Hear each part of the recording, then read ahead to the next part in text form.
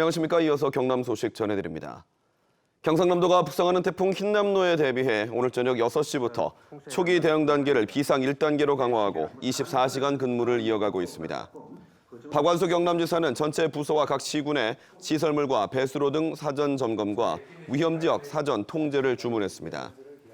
또 행정부지사가 오늘 오전 통영 서호시장과 통영항 등 상습 침수구역 현장을 직접 점검하고 오후에는 국무총리 주재 대책회의 등을 통해 경남의 주민 대피 계획과 농작물 보호 대책 등을 공유했습니다. 태풍 흰남노는 다음 주 화요일인 6일 새벽 제주를 지나 화요일 오전 경남 남해안에 상륙할 전망입니다. 태풍 상륙 전 오늘과 내일 남해안을 중심으로 시간당 30에서 50mm의 폭우가 예보돼 각별한 주의가 필요합니다. 경찰이 대우조선 하청노조 파업을 주도한 하청노조 지회장과 부지회장에 대해 구속영장을 신청했지만 검찰이 반려했습니다. 거제경찰서는 지난 1일 금속노조 거제통영고성 조선하청지회 지회장과 부지회장 2명에 대해 업무방해 혐의로 창원지검 통영지청에 구속영장을 신청했습니다. 이에 대해 검찰은 보완 수사가 필요하다며 이튿날 구속영장 신청을 기각했습니다. 대우조선 하청노조는 임금 인상을 요구하며 앞서 51일 동안 파업했습니다. 오늘 경남의 코로나19 신규 확진자는 창원이 1,600여 명, 김해 800여 명, 진주 500여 명 등 모두 4,978명입니다. 창녕과 거창 등 군 단위 10곳은 모두 두 자릿수를 유지하고 있습니다. 오늘 오후 4시 반까지 집계에서는 4,100여 명이 추가됐고 경남의 현재 재택 치료자는 3만 6천여 명입니다. 경상남도 교육청이 수학여행 중에 코로나19 확진 판정을 받은 학생의 7일 격리 기간 동안 현지 체류비를 최대 98만 원까지 지원하기로 했습니다. 교육청은 그동안 수학여행 중에 학생의 코로나19 확진 격리로 인한 학부모의 체류비 부담을 덜어주기 위해 98만 원을 지원하기로 했다고 밝혔습니다. 경남에서 이번 2학기에 수학여행을 떠날 예정인 학교는 300여 곳입니다. 이번 추석 연휴에 경남의 기업들은 3.96일을 쉬고 상여금은 71%가 지급하는 것으로 조사됐습니다.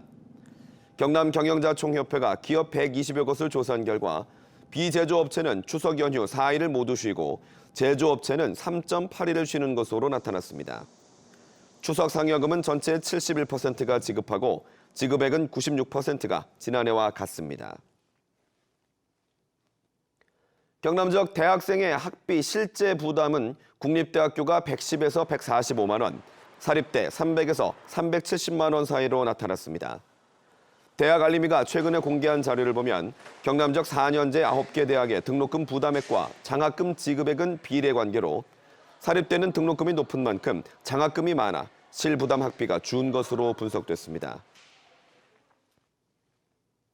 창원시와 고성 거창군이 저소득 가정에 지원되는 결식 아동의 급식비를 1,000원씩 올렸습니다.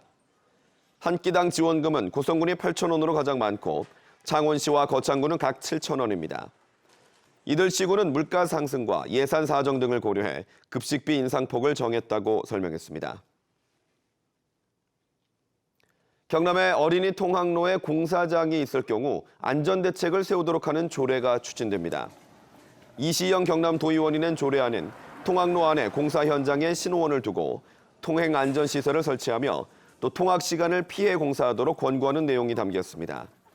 조례안이 적용되는 공사 현장은 현재 학교 반경 300m인 어린이 보호구역보다 더 넓게 설정될 예정입니다. 국내에서 가장 오래된 목조 불상인 해인사의 비로자나 불상과 복장 유물이 국보로 승격됩니다. 문화재청은 해인사 비로자나물과 복장 유물이 뛰어난 조형성과 역사성, 불교사적 의의를 갖춘 유물로 국보로 승격할 가치가 있다고 밝혔습니다. 문화재청은 또 하만 마리산 45호분 출토 상영도기 5점 등 문화재 7건을 보물로 지정 예고했습니다.